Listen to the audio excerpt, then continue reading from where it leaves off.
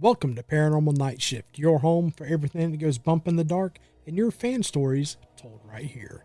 Now today's story is coming from Christy, and it is titled Pentagram on Meditation Mount.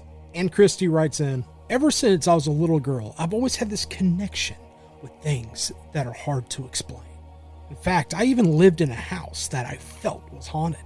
And even as I grew older, I had even more strange experiences. So back in 1991, while I was in college, I worked at a pizza place a few towns away. And I mean, the hours weren't all that great, but the pizza was phenomenal. One night, as I was about to close up shop, a group of guys around my age came in. Boy, were they hungry for some pizza. And while I was serving them their pizza, they were talking about stargazing for their astronomy class. And then they asked me if I would like to join them after my shift. Now, mind you, I thought that was a fantastic idea.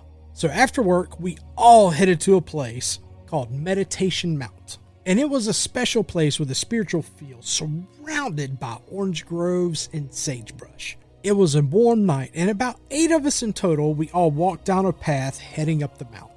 Now, of course, I was at the end of the line following everyone, and because the path was so skinny, we actually had to go in a single file line.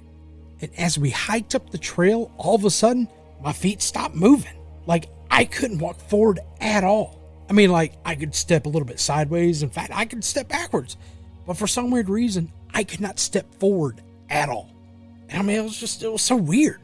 And feeling a little bit scared, I yelled up to the leader, like, hey, is there any way you can come back and bring that flashlight? For some weird reason, I'm stuck. And as he shined his flashlight towards me and it hit the ground below, that's whenever we saw it. It was a pentagram drawn right there below my feet.